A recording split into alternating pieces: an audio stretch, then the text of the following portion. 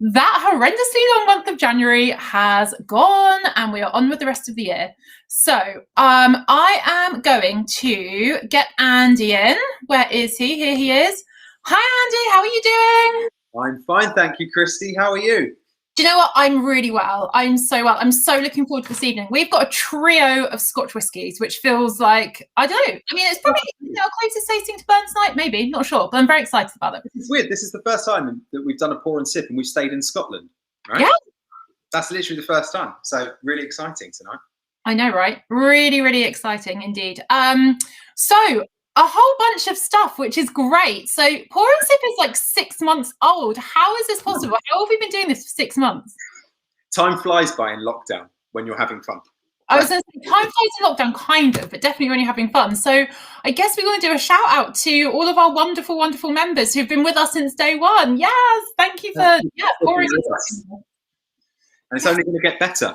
So yeah, it's awesome. And I think our sort of 6 month subscribers who've been with us got a little special gift this month. So if you've got a bottle of darkness, let us know. And indeed, this whole evening, let us know what you're thinking of your whiskies. Get in touch in the comments, put your questions through, let us know your tasting notes, all of this stuff. And yeah, I think I'm feeling celebrational, maybe, celebratory maybe, because we've been here for 6 months and it's like a little mini party. 6 months is awesome. I remember I was kind of speaking to some of the pour and sip team beforehand about starting this up. So it feels like that's 6 months ago and how far we've kind of come and how many of you guys have stayed with us throughout this whole kind of experience and how many more of you want to join. So this is really exciting. So yeah, absolutely. Also, yeah, so we've done a shout out if you've been with us from the beginning. Shout out as well if this is your first month and you've got the big welcome back with your tasting classes and how to taste whiskey. So yeah, welcome if it's your first tasting as well. Come and join the party. It's great to see you here. Absolutely. Right. So what have we got on the menu tonight, Christy? On the menu, I like it. So we've got 3 Scotch whiskies. We have got Tomintoul, first of all. This is a good point, actually. We should let you know what we're going to taste in the box. So Tomintoul, the cigar malt. And we've got, there we are. A very special guest going to come and join us super shortly. Ian from the distillery is going to come and tell us all about the malt, all about the distillery, and generally just have a conversation. So get your questions in for him. Then we're going to taste the Arran. So Arran port cask finish. I really can't tell where are my cameras today. The port cask finish will be really delicious. So we can delve into a bit about maturation and cask finishing and the wonders and magic of that, which is really great. And then last but not least, one of my favorites, I keep saying this, about so many distilleries. I have so many favorites, but Kilchoman. So one, if you love peaty whiskey, hang on for that. So cask strength, peat, full of flavor. I think it's gonna be a busy night. I'm looking forward to it. We've got some questions, comments coming through already. Jeff is doing dry February as it has less days. Well, at least you can nose the drams at least. Eddie says good evening from Edinburgh. Been a member for a couple of months. This is your first live. Welcome to the party. And Rich, looking forward to this. Been wanting to try these for ages. Thanks for my subscription swapped over in time. Of course. Ian Jamboree Gin, I think. Ian Jamboree Gin? That's the name wrong, but we'll go with it. I'm looking forward to these 3, particularly Kilchoman. Never tried any before. This is the fun of pouring sip. We want to bring you whiskies that are a little bit unusual, stuff you've not seen. So I'm glad. This is great. I don't think the box has passed, and I've tried all of those. There's always been something that I haven't tried before. It's been really interesting for me that I've wanted to try. That's the best thing about pour and sip. So it's great that you haven't tried it, and we're going to kind of learn about it together. Yeah, let's do this. So without further ado, I am going to say bye to you all briefly. What? I say briefly. But only because our special guest is here. We've got Ian from the distillery. He's going to come and chat us through. So I'm going to leave you in the capable hands of Andy. And just say hi quickly to Ian. Ian, how are you doing? I'm good, thank you. How are you guys doing? I'm good. I'm going to, leave you with Andy and sip from afar. I can't wait to discover this dram. Excellent. I hope you enjoy it. Yes, see you in a bit. Hi, Christy. Oh, finally, blimey. I never thought she was going to go. How are you, Ian? Yeah, I'm very good, thanks, Andy. How about yourself? Not too bad, thanks. Where are you at the moment? So I'm based in my home office in Stirling, which I've been based in since March. but yeah, so this is my kind of broadcasting room, I suppose. But it's full of whiskey and all things good, so there's worse places to be. Great. And how's COVID treating you? Are you working from home at the moment? Yeah, it's been quite different. I mean, I'm also a blender for the company, so I go into the lab from time to time to look at samples, but my house has kind of become a mobile blending lab. So for the official stuff, I have to take it back and use the kind of proper machines for analysis, but a lot of what I'm doing is now in my dining room. So it's been a strange change of events. It really is. Right, Ian, tell us a bit about yourself and what you do at the distillery. So for anyone who just doesn't know, we're going to pour ourselves the Tomintoul, the cigar malt. Okay, so let's, as I've said before in the past, let's pour it now. Then we can do the talking. We'll let it air for a bit, and then that's good. Yeah. So let's give it a pour first. Ian, you've got the. Oh no, Ian's got the full bottle. I've got both, so I'll keep this one for later. It's a good pocket-sized draft. Yeah, you can actually see the bottle because this is really exciting because this is a brand new. I mean, when was this? Yeah, this was released just before Christmas. So this is our Tomintoul cigar malt. First time we've done a cigar malt. I think we're the first whiskey apart from Dalmore to do a cigar malt in a long time. I only really remember. I mean, Dalmore obviously did the cigar malt. That's been kind of for many years now. Yeah. I can't think of another one. Is there another one? I think there's a blended malt version called Corrie Mvor. I think there used to be. I used to sell it back in the day. But yeah, I think that's the only two. Obviously, there's kind of Hein Cognac Reserve and things like that in the cognac world. But I think in terms of whiskies goes, it's just us. But yeah. Cool. So what do you do at the distillery, Ian? Yeah, so I've got that really terrible job of being the global brand ambassador. So I look after our markets around the world and get to travel and drink whiskey for a living, which is not too bad. But I've been with the company for 5 years, and I've also won in the blending team. And actually, literally as of last week, I've just been appointed as the master blender for Angus Dundee, which is pretty cool. Just to quickly say that Angus Dundee, which whiskey? So we've got Tomintoul with Angus Dundee and also Glencadam. So we have two distilleries in the company. So Glencadam based in the Highlands and Tomintoul up in Speyside. We also have quite a large blending operation to our company. So we do a lot of international blends. And we do a few other kind of brands as well, such as Old Ballantrae, which is a heavily peated Tomintoul that we make. Yes, talk to us about going through the brands you have. So talk to us about Tomintoul as a distillery. Yeah, Tomintoul's a really kind of cool distillery to go and visit. It's if you're kind of into your whiskies, it's very classic of its time. So it was built in the 1960s. And it's very much of its era. So the 60s was like a whiskey boom, and Tomintoul is very much of its time. So there's lots of massive computers that bleep and flash, and one's just a thermometer. Looks kind of like a villain's lair from a James Bond movie. But it's kind of built for the modern market. So whereas Glencadam's like a quaint little distillery in the Highlands, Tomintoul has 4 stills, so 2 pairs. It produces just over 3 million litres of spirit a year. So for its time, it was a really big distillery. Now it's kind of medium tier, I suppose, but it's a distillery that was built to service the kind of new wave of whiskey drinkers around the world. Sure. I think I've actually got a bottle. The only bottle I've got here in my collection of Tomintoul, a kind of a 15 PT version of Tomintoul. Yeah, which is a little bit rare, actually. You don't see the 15 PT tank so often. But I was about to say, you only see the PT tank, which is a non-age statement, right? But I've not seen. This was actually bought for me for Christmas a couple of years ago. But it's called here. You see it if anyone's got the bottle. It says the Gentle Dram. What's going on with that? Why the Gentle Dram? Yeah, so the Gentle Dram is funny. It was kind of like a nickname back in the day. So Angus Dundee Distillers bought Tomintoul Distillery in 2000. So before that, it was owned by White Mackay.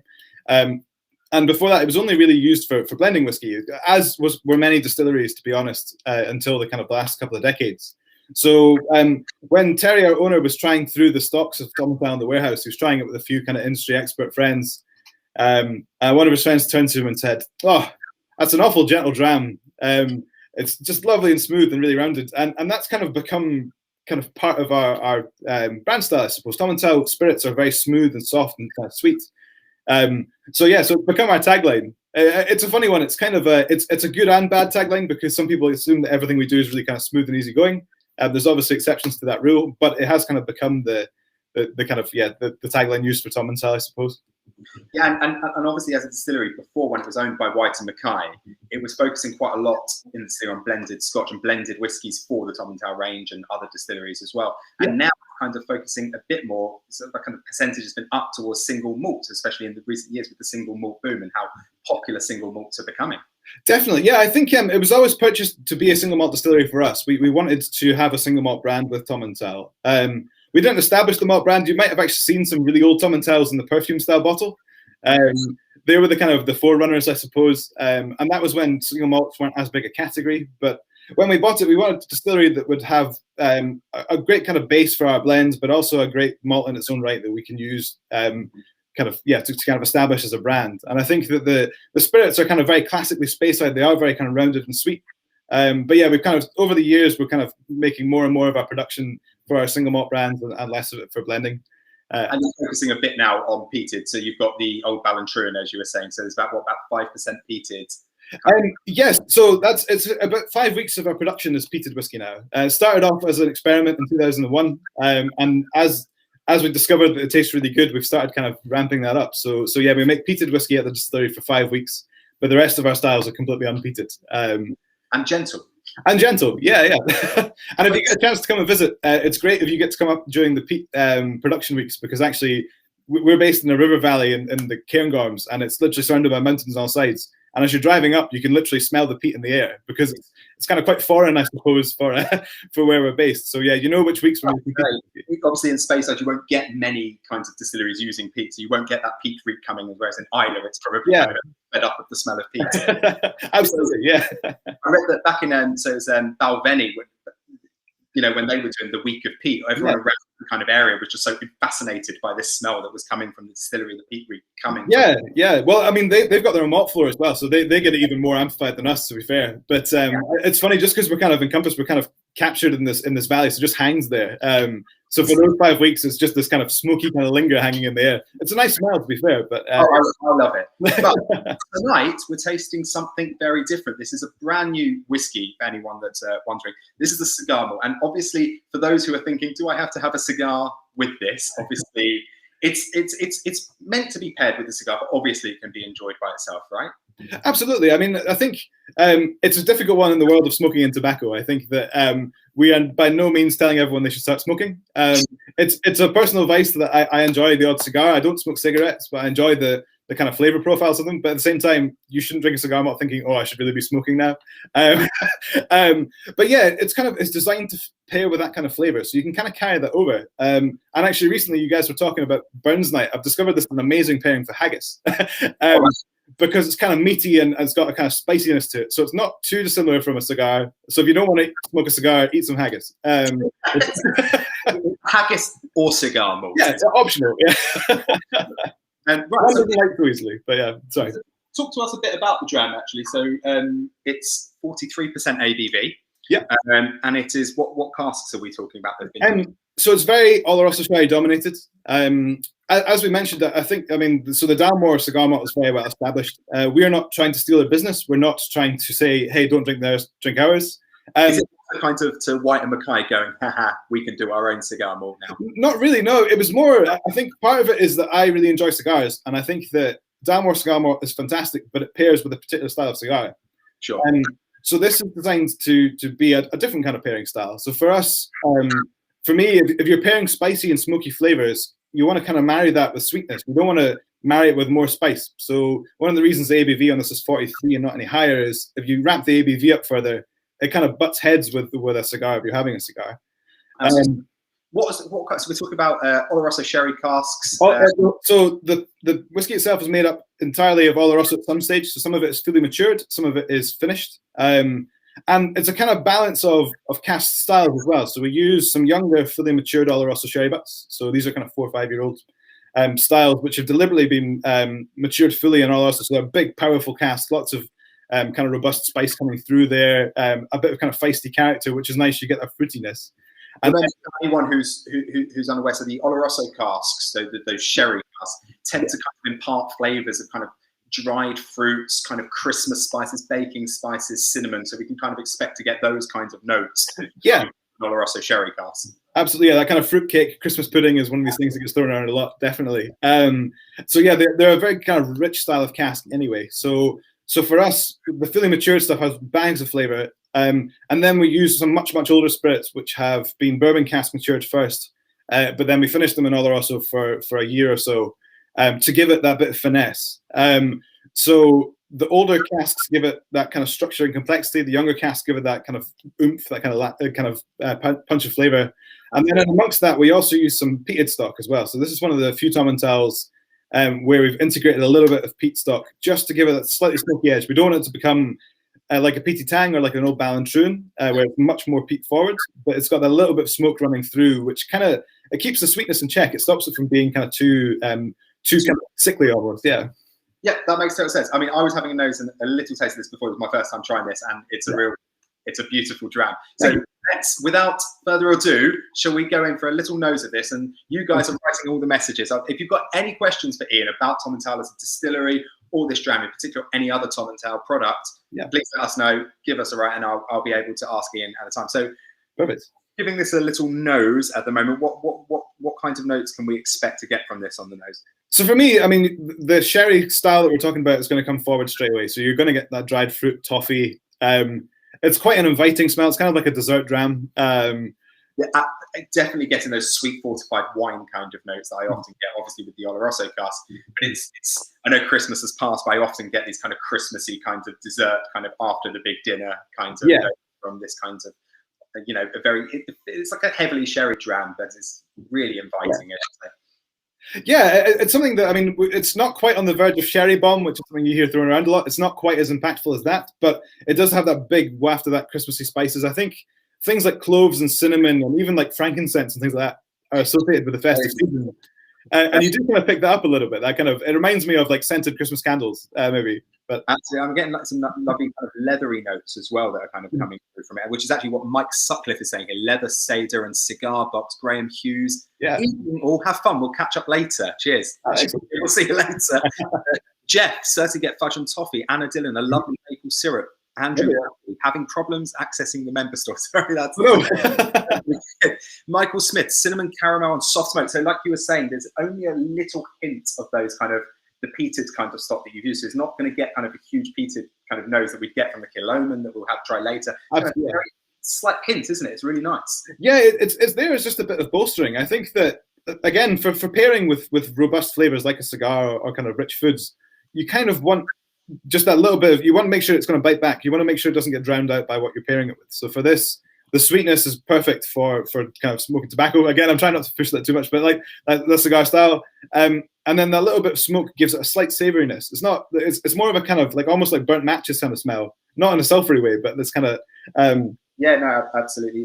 Tom Mission getting notes of apple caramel, amazing maple nose, smoky caramel pie-pies. There's a lot of comments. So sorry, Ian. No, it's okay. That's perfect. Hey, yes, raisins and spice. Absolutely. Like I said, it's that Oloroso sherry character that's giving this kind of Christmassy cinnamon baking spice kind of note. Raisins, prunes. Colin Bathgate, fruit, cinnamon, lovely. Beautiful smell. Sweet honey, definitely fruitcake. Which my mum makes copious amounts of brandy. Yes, Mike. Michael Smith, it's becoming more fudgy the more it breathes. Eddie Marshall, this Tomintoul is lovely. Toffee and fudge all the way.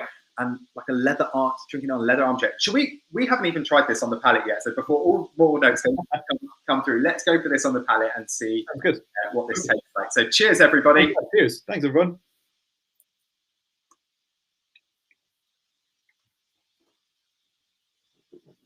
Actually, the mouthfeel is quite oily and quite coating, which is really, really nice at the kind of the initial arrival. And for me, it's the smoke actually develops a bit more on the palate than it does on the nose, particularly towards the kind of back end of the palate. Carlo, very strong vibes initially, but mellowing very nicely. Not sure much longer I can hold off. Tomintoul giving a lovely bouquet. Lovely, looking forward to the tasting. Colin, yes, getting fudge now too. Sean was hoping to be at the distillery in April. Obviously with COVID, obviously. Adam Pound, great little distillery. My mother's house, just over the Arran. Oh, amazing. Connor Cumming, do ever people get confused with Tomintoul and confused with Tomartin? Yes, all the time.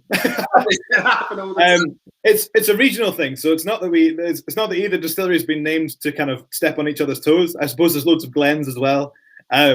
But yeah, Tomatin and Tomintoul happen all the time. I'm good friends with Scott Adamson, who's the global brand ambassador. Recent tasting with him, he's awesome. Lovely guy. And yeah, the number of times that we're at stands where people go to one another and say, "Oh, I really like your 16-year-old," and he's like, "No, we don't do a 16-year-old." Vice versa. Someone's like, "My favorite cask is your Cabernet finish," and I'm like, "We've never done a Cabernet finish." I think you're talking about Tomatin. Oh, okay. Yeah. So yeah, it happens a lot. Tom Mission actually asking a really important question. I was going to actually ask you this at the end once we'd all tried it, but it is an important question. Is there any cigar in particular that you would pair this with? Yes, well, there's two that I really go to, and one that we've kind of developed this around, I suppose. So our number one pairing for this, our kind of go-to pairing, is a Davidoff cigar. It's called the Winston Churchill Late Hour, and it's a cigar that's actually been, so part of the fermentation has been done in Speyside whiskey casks. So it's a really kind of meaty cigar. Davidoff normally do quite light styles of cigars. And our Tomintoul 16 was always kind of a go-to. There's a reason that we ended up kind of flowing down the cigar route. But yeah, for this one, we're going for this kind of more robust style. So it's a cigar that's got kind of coffee and kind of chocolatey notes to it. So it works really well with this. Great. But generally, as a recommended pairing, like medium-bodied to fuller-bodied cigars, Monte Cristo's number 4s and number 2s are available in most good cigar shops, and they're really good pairings for this. During the first lockdown in the summer, I was loving sitting outside in my garden with some Monte Cristos and some, actually at the time, Dalmore cigar malt. But now I know there's a different cigar malt out there. Michael Smith, there's no worry to ask about this question. What is an Oloroso cask? Excuse the spelling. Like we're discussing, but you go in. Sure. I mean, Oloroso is a type of sherry. So it's produced in the Jerez region, so Andalusia in Spain, south of Spain, and it's a fortified wine. So it's developed effectively through it's kind of wine produce, but then oxidized. So it's got a very different kind of flavor to it. It's really good stuff to try. So sherry is a kind of one of the industries that's really worth getting into. I think people associate it with the bottle that's in the back of your grandma's cabinet. But actually, there's a really great kind of range of sherries to use. But Oloroso is kind of a medium to full-bodied style that we use a lot in the whiskey industry. It's most often used in the whiskey industry. I mean, there's many different types. There's Fino, Manzanilla, there's Amontillado, there's Pedro Ximenez, and then there's Oloroso. And you tend to find Oloroso and Pedro Ximenez being probably the two most used within the whiskey industry, given those sweet kinds of notes that you get from them. They're not quite as dry. William Johnson, how's the snow in Tomintoul in? Quite substantial. I've not been there in a while. It's a really good question. Tomintoul, apart from the whiskey, is famous for Terry Wogan on Radio 2, because every time there was bad snow, Tomintoul gets shut off from humanity. It's really famous. It's a beautiful place to visit, but it's pretty dangerous between kind of November to March. So yeah, they're up in the mountains. We're at the highest village in the Highlands. It's 330 meters above sea level. And yeah, some pretty significant snow up there. So I've not been up in a while, unfortunately. Also due to COVID. It's the highest village in the Highlands, sorry. It is, yeah. And I think Dalwhinnie's the highest in Scotland. Dalwhinnie's the highest distillery, yeah. Rich Taggart, can I taste fresh tobacco, or is that psychological? So, yeah, it actually reminds me of like rolling tobacco. Rolling tobacco has a kind of sultana-like sweetness to it. And I understand that flavor. Not that I've ever really tried rolling tobacco, but I know the smell really well. And yeah, that kind of is almost a kind of grapey, raisiny kind of sweetness. So I'm not. If you're getting it, that's quite interesting because subliminally, it's maybe a thing too. But sorry, it is that we were tasting notes. Adam Pounds saying, what was the name of the cigar again that you were recommending? So it's a Davidoff Late Hour Winston Churchill Robusto. You can use any Late Hour in the series, but Late Hour is the one to remember. Has a little black wrapper on it. Really good to try. And as I say, but medium to full-bodied cigars are kind of the style we're pairing for this whiskey. Something that's going to stand up to that sweetness. Yeah, absolutely. As Sean McCarrick, a few drops of water tones it down a bit, but still all good stuff coming through. Soft, fruity finish. Jack Finney. My partner tasted spice, but I'm not getting much. Green tea is green. Again, green tea is green. Welcome back. You've definitely been here for 6 months, and you've been one of our most dedicated and loyal followers. Aftertaste has dark chocolate, which I like. I often get a dark chocolate note from those kind of Oloroso kind of sherry. Like you say, it's not a sherry bomb. It's not a Boona. It's not Glenfarclas 105. But it's definitely quite sherried, we say. So I often get dark chocolate and sherry. I think that if you've tried a few different whiskey cask styles, you could probably pick this out as being a sherry cask from smelling it. You definitely get that kind of dried fruits that you're talking about as a nose. And yeah, you're right. I always think, so when you're writing tasting notes for whiskies, the hardest thing to talk about is the finish, because a lot of what happens is what happens in your mouth, and you kind of associate that with the kind of the middle part of the palate. And a lot of what happens in finishes, especially if they're well balanced, is kind of a dryness. It kind of brings those kind of flavors together. And dark chocolate, like roast coffee, that kind of thing, it tends to be those kind of flavors that come in are like nutty, kind of walnut sort of characters as well. And I think like a little bit of kind of hint of bitter, like bitter dark chocolate, or kind of roast espresso beans, coffee. You know, you're talking about the kind of bitter character that some people recognise that lasts, kind of remains in their mouth. Yeah. While Ian is still here, if anyone wants to ask any last minute questions or what they're thinking of this particular Tomintoul before Ian goes, because we're going to have to unfortunately say bye due to time constraints. That's okay. But if anyone does have any more questions, Mike Sutcliffe, once you've drained your glass, it's great to stick your nose in and smell the notes. I do that all the time. It's a great thing to do once the glass is finished. I sometimes also pour a little tiny bit of water into the glass afterwards, give it a roll around, have a sip of that water, and then give it a sniff as well, and leave it there in the glass. And you kind of can taste, kind of still smell some of those kind of amazing notes come through once they're lingering in the glass. Piece of gold, sweet smoke starts to develop, charred wood, spice come through, leading to vanilla on the tip of the tongue. Ronnie, I don't know what you say about the Davidoff cigar, but do I have to light it? you will have to light it. I mean, this is one of those drams that you are definitely going to want to smoke at the same time. You don't want to just warming, Joe, FO, all that warming, nice wash of gentle tobacco mixed with spice and a hint of peat on the edge. Lovely. Excellent. No, absolutely. Go on, Ian. Oh, no, I was just going to say, the great tasting notes. I think I'm glad that it's going down well, too. I mean, like I said, the aim of it isn't just to have it with cigars. It's a great whiskey as a standalone. And it's a little different from our core range. A lot of Tomintoul we use bourbon casks, so we're known for that kind of creme brulee, kind of butterscotchy kind of character for a lot of our whiskies. So this is a kind of different style for us as well, having that bit of sweetness. And I'm quite happy to kind of be bringing it out to show another side of the distillery as well. Yeah, no, it does show. I mean, I've tried the Tomintoul the 16, which is probably, I think, the core, right? The kind of the really kinds of. It's kind of that's the one. If people have tried it or they know our brand, it's usually from the 16. It's our best selling, I suppose. Yeah, and now how many age statements do you have now with the? Quite a few. Yeah, we're a distillery that clings to a lot of age statements. So clings to is maybe the wrong word, but we do value putting an age on the bottle where necessary. I think for this one, because some of the younger casks are in there, if we were to label it as 4-year-old, it doesn't really do it justice. Because although that is the youngest cask, it's not the oldest cask. So this one, we just give it its own name. But for a lot of our spirit, I mean, we're fortunate we have quite a lot of aged stock as well. So we do quite a few different expressions from our 10-year-old up to our kind of 25-year-old and some older single cast as well. Yeah, awesome. So if you guys are liking that, let us know in the comments. We're going to go and try the other two now, and we will say at the end, and we will ask you, as we always do, what has been your favourite. You do not have to say Tomintoul just because Ian is here. He won't be offended. No, I won't. I promise. I can't speak for him. He might be. But I've really enjoyed that. I think it's a really classy dram. As I say, it's like an elegant kind of dram that I really could imagine myself sitting in a leather armchair with that cigar in hand. Chesterfield malt. Yeah, that's it. It's such a. I'm already there in my mind. So thank you very much, Ian. Mark Pottage, very nice. I'm sold on this one. I think we all are, actually, to be honest. Thank you very much. And we'll be joining Ian back again later, and we'll kind of round up all the drams that we've tried. And I suppose we'll welcome back Christy now when she's. Oh, hi, I'm going to invite myself back in. What a dram! What a way to kick off the evening. That was really gorgeous. Thank you so much for sharing all your knowledge and insights, Ian. Oh, my pleasure. Thanks for having me on. Yes, and you're going to hang around, right? You've got a box, so you're going to taste. Yeah, I'm going to dram along with you. Absolutely. Amazing, and we'll call you back at the end. So you haven't missed your chance. If you've got a burning question for Ian, ask it, hold on to it, pop it in the comments later on, and we will have you back. So cheers. Thanks. Actually, Connor Cumming, just to let you know before, we'll answer that question when Ian comes back about the blending with the cigar malt. And Mike Barraza, if this isn't my favourite, then the others are going to be something really amazing. That is, we've set the bar really, really high at the start. So we're going to have to kind of live up to the expectation now.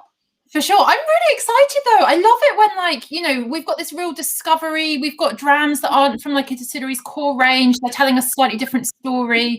I really love it. And I think we've got another one of those coming up next. So next for us now is the Arran port cask finish, which, super excited to taste. I'm just going to pour it for me now.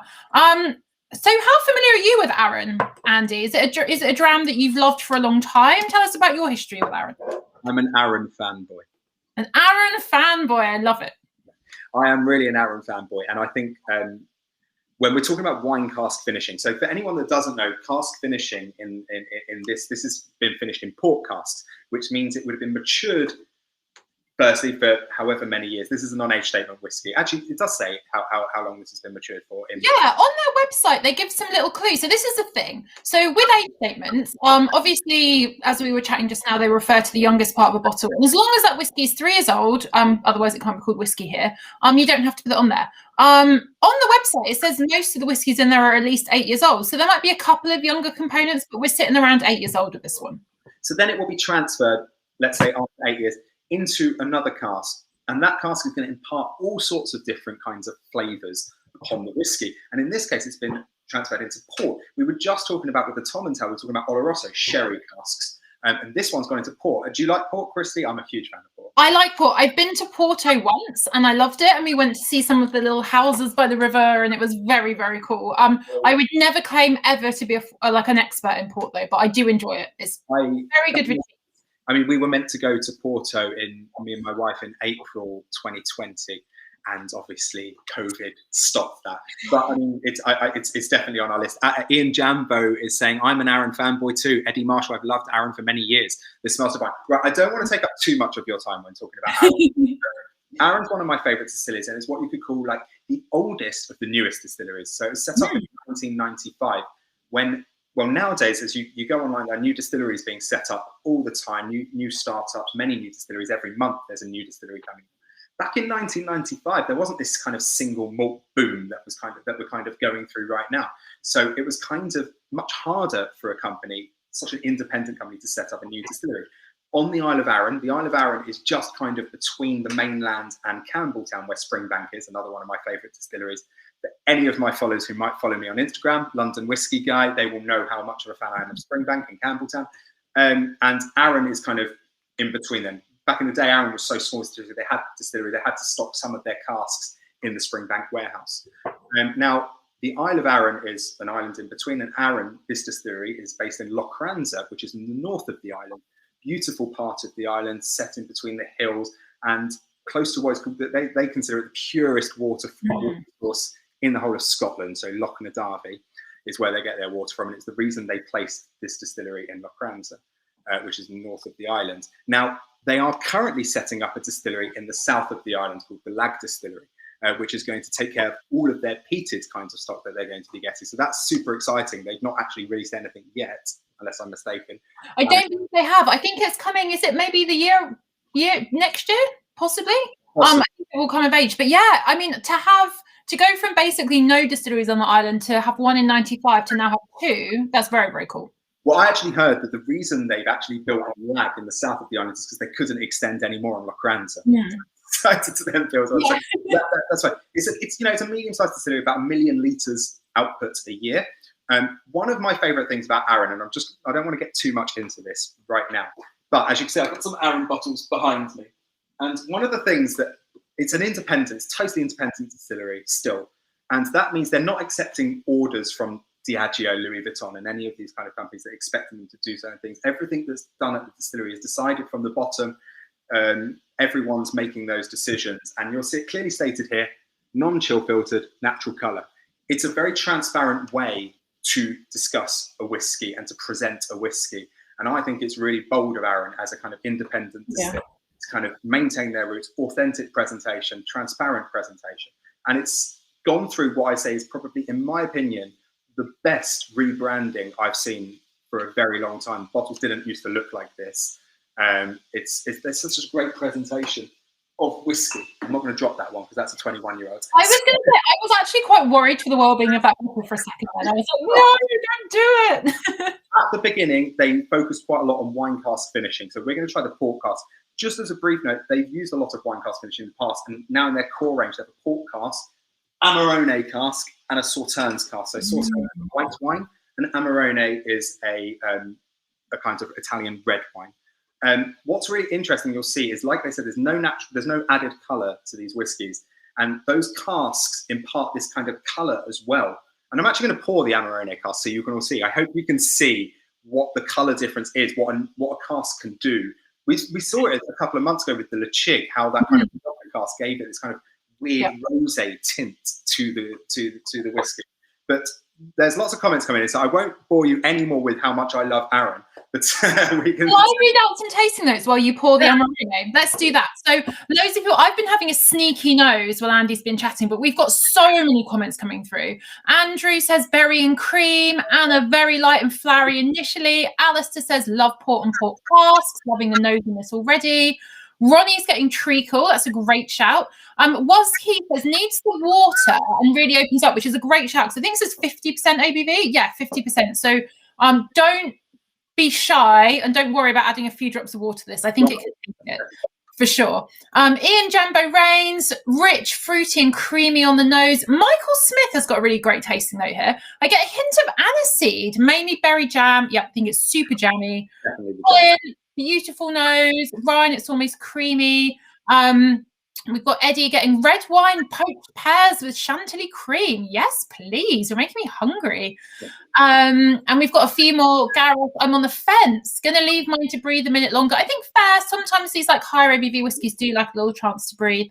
And yeah, Nigel's detecting the fruit nose. Very interesting. So yeah, Andy's going to give us a little lesson in cask maturation right now, which I'm excited about. No, I just wanted to say, Colin, actually, just funnily enough, before anyone asks, one of the problems with the new branding of Arran is how it doesn't, when you pour the whiskey from the bottle, you don't get that glug, glug, glug noise, which is one of the most pleasing noises in the whiskey industry.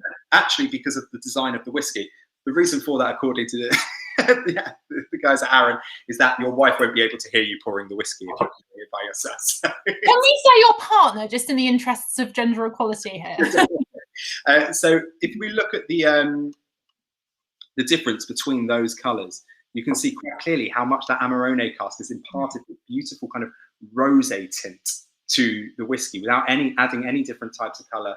And then here we've got the port cask, which has this kind of wonderful dark kind of beautiful golden colour. So it's really special how casks can impart not just flavour but natural colour to whiskey as well. Excellent. No, that's so true. So yeah, I think we often think about, you know, the flavors that you get from what's been in the cask before, but the color is so important as well. Yeah, absolutely. Yeah. We've got a really great question from Maxime. And what does non-chill filtered mean? So yeah, this is great. So I'm going to answer this. I'm so sorry about that. Definitely. Yeah, just a disclaimer, I'm not a scientist, so I'm sure plenty of people watching will be far more eloquent at me than explaining this. But basically, whiskey really, when it gets cold, and a lot of spirits will do this as well, actually, they can form like a bit of a haze. And all that is like some of the oilier, maybe slightly fattier compounds in there. They just come out of solution. So they will just like form and haze on the bottle. Now, there's absolutely nothing wrong if it does that. Nothing wrong with it at all. But a lot of companies, especially if you're bottling at under 46%, will chill filter it. So they'll chill it down, wait for the haze to form, nipple that out, and then warm it up again and it's good. But a lot of producers and distilleries will choose not to do that, and they will very much stress on the label here, like these guys have over at Arran, that they're not doing that. They're specifically choosing not to chill filter their whiskey because they believe that in doing so you can take away some of that mouthfeel and some of that texture. The jury's out, in all honesty. Some people are convinced that that's true, and if that's you, then great. Other people are like, well, it doesn't really affect the quality of the whiskey and it keeps things looking a bit nicer on shelf, so people don't panic when they see their Cardi whiskey. So it's just a choice. It's just a production choice. It doesn't have to be better or worse, but it's something that people choose to do. Scotch mist is the thing. It's, a lot of people, if you're buying it as a consumer from supermarket, you might assume that Scotch mist, that kind of haze that you were talking about, means that it's kind of off, but it's not. It's actually it can be a positive thing. There's a lot of talk about this within the industry, so we don't want to open the can of worms too much that I have just opened. The one thing I say about this is the port cask is giving its wonderful kind of blackcurrant jam kind of notes. Actually, I know Ian's, one of my favourite port cask whiskies is the Glencadam, the 17, the port cask, which is a wonderful port cask whiskey. But this is really special. It's like kind of pastry notes. I'm kind of getting Danish pastry with kind of blackcurrant kind of in the middle. And also for anyone who liked Parma violets, back in the day, they were my favourite sweets from the penny shop. Parma violets, I'm definitely getting that from this nose.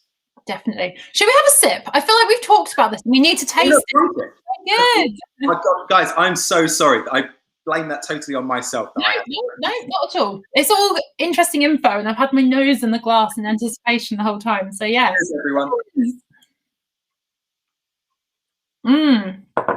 Oh my goodness. Mm. And that's so rich and mouth-filling, and really, really beautiful soft spices. Yeah, absolutely.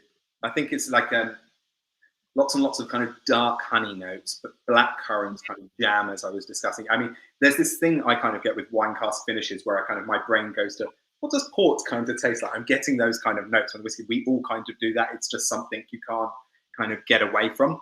But I am getting those kinds of really sweet blackcurranty kind of notes, plum jam, those kinds of notes from it. And the Arran distillery character, that kind of cereal notes, the citrusy kind of notes that you often get from Arran, is kind of holding up within the port cask finishing. So it's kind of Arran mixed in. We've lost Andy. No, what's going on? We need him to come back online, but it's fine. Because we've got loads. He's back. He's back. He's back. He couldn't leave us for that long. It's all good. Did I cut out? You cut out, but you're here. It's fine. I'm in the remote location of London, so we don't get very good internet quality here. It's ridiculous. So while we're talking about this wonderful jamminess and fruitiness, Ed has asked a question that I'm actually going to throw back out to everyone because I think it's really good. He started exploring cheese pairings with whiskey. Any recommendations? I've got some ideas. I'm sure Andy's got some ideas, but I want to hear from all of you as well. Like, what is your favourite cheese and whiskey pairing? That can be tonight's question.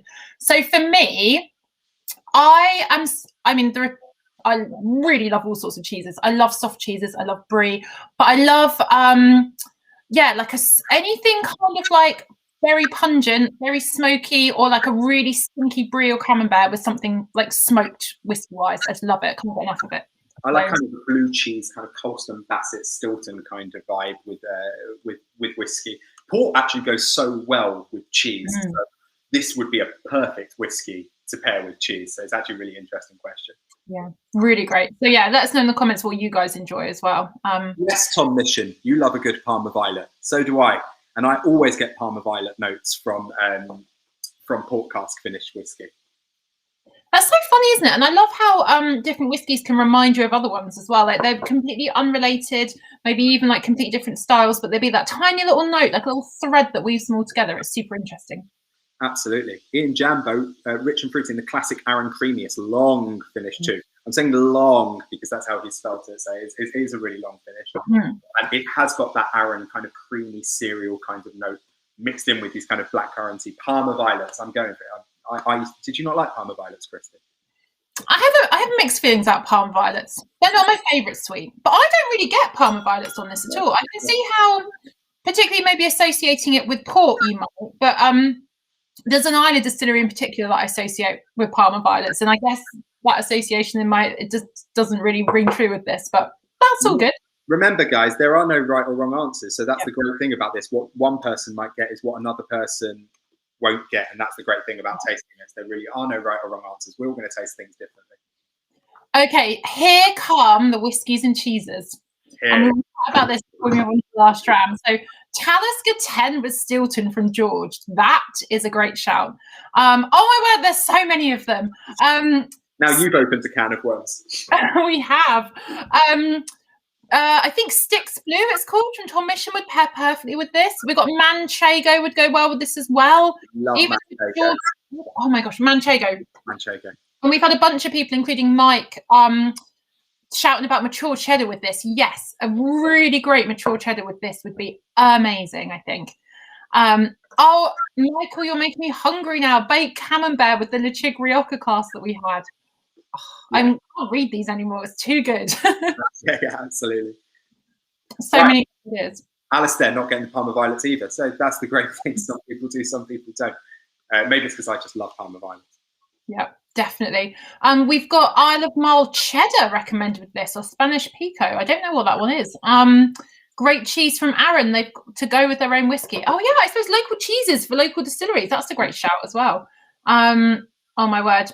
Balvenie Caribbean class with Black Bomber is my favourite combo. So many excellent things. Yes, love it. Caribbean class is a wonderful, wonderful whiskey.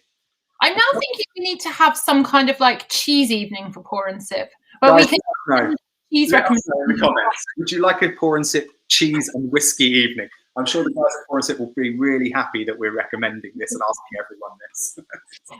I mean, why not? Why not? Wowzers. So that Arran has been absolutely divine. I feel like it was probably time to hop over to a different island for our Kilchoman. So we're already on the Isle of Arran, which is just off the west coast. Where is it? Here it is, my drum. So now we're going to kind of go another island over to Isla for Kilchoman. And this I'm particularly excited about for a whole number of reasons. So Kilchoman is one of my, as I've said, one of my favourites. Like a load of them are. How can you choose? But there's a whole bunch of reasons. So this is another distillery that's independently owned. So this is owned by the Wills family. So Anthony and his sons run this business. They first filled their casks in 2005. So again, they're getting on similar to Arran for being one of the older new people on the block, which is quite fun, really. And it started off as this really tiny little farm distillery. I think the first time I went there, they were producing maybe, I don't know, 120,000 litres a year. The next time I went, they were up to 250,000. And now I think they're probably over 500,000. Obviously, we didn't go over to Isla for Fagil this year, but the year before they were sort of unveiling their new still house because they're just double capacity because demand was so big. And what I really love about Kilchoman is their real focus on kind of like telling the story of the island. They use a lot of Isla grain, so they've got 100% Isla expressions. And they really celebrate just everything good about, you know, Isla, the community, and they name their releases after local landmarks too. So if you're driving down to Kilchoman, it's a very windy road. There's like zero phone signal there. You're properly out in the wilderness.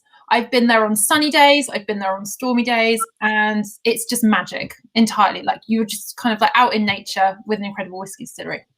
But if instead of turning off this lane to go left to the distillery and you keep going straight on the road, you eventually get to Machir Bay, which is what this dram is named after. So we've got Machir Bay cask strength. Machir Bay is kind of part of the core lineup, really. It's a really beautiful expression. And to be able to taste it kind of as it comes out of the cask, so this is 58.6, so approach caution. But when I nose this, it just makes me think of that windswept beach, the enormous expanse of sand. Again, I've been there on a beautifully sunny winter day where it's calm and you can just see like the seawater, the coastalness, the brine, like all of this. Anna's just said what a lovely light colour. It even reminds me of the sand on the beach. Like it's amazing. But if you go there in a storm and the wind is howling, you're getting whipped in the face by sea spray. I don't know. It's just like this dram. It really does have that sense of taste to it. And it's making me really miss Ireland now too. It's time to go back, I think. As soon as we can, I will be on that little plane or that ferry. What a wonderful place. So Gavin Ellis, smells like the 5th of November. Oh, yes. Oh, my gosh. I'm also obsessed with bonfire night. Let's not go down that rabbit hole. I live in Sussex. We take bonfire season super seriously here. Yeah, Jeff, Machir Bay is beautiful. It is one of the most, it's considered the most beautiful bay in the whole of Scotland, let alone Ireland. Mike Pizarro, yes, the bonfire smells. Ryan Wilkins smells like bonfire night. Anna Dillon, what a lovely light colour. Yeah, there's no natural, it's natural colour that Kilchoman use. And it's, you can see it's soft, pale, light kind of straw kind of colour. Really, really wonderful stuff. What are you getting on the nose, guys? What about you, Christy? It's just... So obviously there's a whole load of smoke there. Like that kind of goes without saying. It's definitely a peated whiskey. There's a reason we're tasting this last, but... Yes. I was worried we would taste this first. I thought we would taste this first. I was going to saying that is absolutely ridiculous. No. Definitely not. But I think there's a lot more to it than that. So on the nose for me, I'm getting orchard fruit, like particularly apple, like maybe a little bit of pear. Like it feels like a crisp kind of orchard. But also I'm getting grain. Like it makes me think of like porridge and like honey on stirring through hot porridge. I think even there's like a grassiness to it as well, like hay, freshly cut hay. I don't know about you, that it just smells like the outdoors, the great outdoors. So I was literally just about to say about those grassy kinds of notes, very earthy kinds of peat. Alistair is saying Germany, TCP and smoky bacon crisp. Oh, yes, frazzles, right? Frazzles. Frazzles were the ones. Sean McCarrick, sorry, lovely notes. Smoke, salt and some citrus notes. Ryan Wilkins, this will sound odd, but it reminds me of the school dinner hall. I want to know what you were eating in that school dinner hall, because maybe you had some kind of like citrus porridge at some point, maybe. I don't know. In which case, yes, I'm with you. For me, this is really green fruits, like green pear skin, green apple skin, green banana kind of, not very like ripe banana. Ryan Wilkins. Okay, yeah. And so, what should we go for Should we go for a sip of this? Yes, please. Let's go for a sip. Cheers, everyone. Remember, it is cask strength, so go gentle.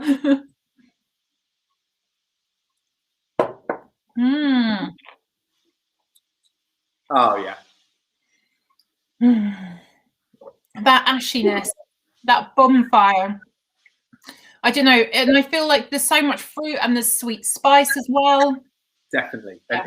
It's really cereal notes. Guys, if you've never tried cask strength whiskey like this before, 58%, do not feel worried about adding water to this one. Yeah, I've got my trusty pipette at the ready. I'm going for it. I've got my much more professional Highland Spring bottle. The great thing about this is you can really kind of measure your pours. So it's the same purpose. I always start off with tasting. I've said before, if you have heard this, I would always taste this neat first, but then I would add water, maybe a drop of water, and then if I still feel it's too strong, I would add another drop of water. However, water doesn't just dilute it; it can open up a whiskey and give it much more flavour. So it really varies. Yeah, for sure. Never be ashamed or worried about adding water to your whiskey. Like, it's your whiskey. Enjoy it however you want to. I love some of the tasting notes coming through. So this smells like a traction. Oh. Yes, there is something so kind of like, I don't know, oily, mucky, industrial, petrol-y, stuff that you think shouldn't smell delicious or taste delicious, but it really does in this setting. Kind of tasting notes that like, it tastes like iodine and TCP. How is that good? Well, in this case, it is good. It tastes so good. But I love my favourite. Well, Jack Finney, who says, got my partner to smell it and she winced. Mine does the same thing every time. This literally every time. And Pat Cowling, nose smells like my missus after she's been outside for a sickie. Well, I want to know what cigarette she's got. I mean, I don't smoke, but if you've got cigarettes that smell like Kilchoman, then I'm kind of interested. Ian Connolly, yes, iodine. I am scared of this one. Don't be scared. Right, okay, I will tell you this. Don't be scared. So we've talked a lot about people wincing when they nose it. One of my friends, and I tell this story a lot, she thought that she didn't like whiskey until I gave her some heavily peated stuff. And she was like, oh, I didn't think whiskey could be like this. It's actually like really different and really delicious. So even if you're like, oh, you know, respect the cask strength, respect the ABV, but don't assume necessarily that you're going to find the smoke or the peat or anything that's abrasive, because it may well be just the thing for your palate. Absolutely. And there are different types of peat. We've spoken about this before. Not everything is kind of one kind of peat. We get heathery peat, like smoky, like kind of the peat, salty kinds of peat. It's very different. It's not just one kind of smoky note. Seaweed, according to Eddie Marshall, after the tide has gone out. This is one of those drams that really gives you that kind of fresh air. But when I say fresh air, that kind of windswept sea salt kind of air. I really get that from this. And Stewie baby, pear crumble for sure. Oh, yes, please. Definitely. Oily, according to Mr. Stevens, Dan. It is a really oily texture. It is. I think as well, we talk about this quite a lot, pour and sip, but remember, you know, when we talk about tasting notes, it's about the texture of the dram as well, and that can tell a story. How weighty is it? How hot is it? How spiky is it? I love Who Left the Milk Out's note. It's like smelling salt and vinegar crisps. Yeah, that's a great tasting note. I love it. Yeah, absolutely. We do forget about the mouthfeel, by the way, when we talk about tasting whiskey. We focus a lot on tasting notes, but mouthfeel is also really important. Oily, creamy. What does it do when you first put it in your mouth and it kind of coats the inside of your mouth? That's also a really important thing, the texture of it. Definitely. I want to shout out Michael Smith's girlfriend. She's a woman after my own heart. My girlfriend has said she likes it. Finally, she has succumbed to peat whiskey. Yes, see? It's not always scary, this stuff. There's always going to be one. There is always going to be one that makes you go, eureka, I found it. It's the one. Tom Mission, am I ashamed to be here with a block of cheddar? No, of course you're not. You should never be ashamed to be anywhere with a block of cheddar. No, I've just got massive FOMO. I'm like, where's my block of cheddar, please? You love cheese sandwiches, don't you? That's your. Is it crisp? I love cheese. I just love cheese. I tried to go vegan for a while, and to be fair, I'm like vegan plus cheese, the world's worst vegan. But yeah, cheese sandwiches, love cheese on toast, love. I remember that because the first time I met you, Christy, I was really hungry. I said I was hungry, and you were like, "I've got a cheese sandwich in my bag. Would you like a cheese sandwich?" See, at least I share my cheese sandwiches. Very true. Mike Pizarro. The whole point of was helping me find a few special whiskies, but maybe to just one a month. But all three of these are exceptionally good. That's exactly it. I mean, so if you like one or two, it's great, and you didn't like one, it's still great. But if you like all of these, that's absolutely awesome. Really, kind of, you're going to just build up your whiskey knowledge, trying all these different types of whiskey. It's what's so great about this club. Carlo, wow, this is incredible. I'm a big Islay fan, and this is amazing. Doesn't taste as strong as it is. Absolutely. I mean, some people might find, I actually find this, it kind of hit me the first time I tried this, which I don't often get. I mean, Lefroy cask strength Octomores down here, but this one kind of hit me quite a bit. Maybe it was just after trying the Arran cask, which was very sweet. But yeah. Yeah, it's good. Amazing. So we're coming to the end of the evening, but shall we bring Ian back and see what he's made of the drams? And we'll just have that for sort of five minutes or so. So yeah, now is your chance for questions for Ian. And here he is. How are you doing? Great, thanks. Yeah. I've been loving the tasting notes. I think they're fantastic. Really, really good. I said the group's kind of creativity is coming out really well too. It's a good mix. I mean, I think for, you know, Pour and Sip as a whiskey club, I think we should be writing tasting notes like for everyone. Like everything in the chat is just spot on, so interesting. Just really love it. I would bring you guys on for doing tasting notes for us. Definitely, it's a good, a great mix. And I think one of the things I always love, and working for a distilling company, I suppose, I always get what I smell and what I taste. But it's really great to hear the difference in what people are picking up, because like you guys said, there's not one right or wrong aroma or flavor. It's kind of how you interpret flavors and how you interpret drams. So it's great to kind of hear that across the board. I mean, Robert Fleming, he's always said that he's not the biggest fan of tasting notes, is he? He's not a big fan of tasting notes. Yeah, I've been trying to convert him for the last 5 years, but but it is a personal thing. I think it's how your brain and how your nose and your tongue interprets these flavors, and I think it's great to hear the different notes coming up. Absolutely. Yeah, absolutely. I mean, so if you're asking me about the drams, I mean, I love them both. I think the Arran was like jammy Dodgers with a bit of rock, really, really good fun. And I thought the Kilchoman was like mezcal with a bit of fresh seaweed. It's got a really nice kind of green peppery kind of vegetal character to it, amongst the obviously kind of smokiness. And what was your favourite, Ian? Well, there was one that I particularly enjoyed, but no, I'm joking. All good for different reasons. And I think, like you said with the pack, the great thing with this lineup is they're all quite individual as well. It's not like you've got two drams that are in a similar ilk. There's a really nice diversity of flavour and style in there too. So. We've always said we're going to ask everybody, let us know what the one you enjoyed the most was out of these three whiskies, because it is fun. It is fun to do that at the end. And just pretend Ian's not here. He's not here. He's I'll do it when you're trying a cask finished whiskey, like with the port cask and then the Tomintoul, the cigar malt, and then a peated Islay whiskey. You know, they all have their own things absolutely to offer, which is very difficult. But do let us know which your favourite was. Sure. And we've had a question from Gavin. Like, we chatted about this a little bit earlier, but just to recap, could you give us a rundown about Tomintoul and your peated stuff that you do? Yeah, so Tomintoul itself is normally unpeated. As we touched on the weather, Tomintoul was built in the 60s. We don't have our own malt floor there, so we don't produce our own malted barley. But we do buy from a local maltster, and part of the reason for that is because we're inaccessible for periods of time. We store grain there for 10 days production, to make sure that if there is bad weather, we can still make whiskey. And yeah, so most of what we do is unpeated, so it's barley that's been toasted rather than smoked. But for 5 weeks of the year, we do this heavily peated style as well. It's actually not too dissimilar to the Isles in terms of physical strength. So we're getting 55 ppm barley. That's the same sort of level as Lefroy or Ardbeg. But the difference is that the peat that we use is inland peat. So we're using peat from Speyside and the kind of northeast Highlands. So when you burn that, peat's effectively like a dried wet coal. So it's kind of a vegetal style coal before it's formed in the same way. And when you burn it, it gives us that smoky aroma. We're kind of talking about that kind of brininess in your coastal whiskies. But when you get inland peat, it's made from different kind of plants and different kind of materials. So when you burn it, you get more of that kind of dry smokiness. So I always think that our peated whiskies, especially Old Ballantrae, smells like if you've been camping and you smell your clothes the next morning. It's like a kind of sooty smokiness rather than more of that kind of iodine-y kind of coastal smokiness that you might associate with an Islay. Amazing. We've got all kinds of votes coming in. We've got people saying Tomintoul with Arran a second. We've got people saying Kilchoman.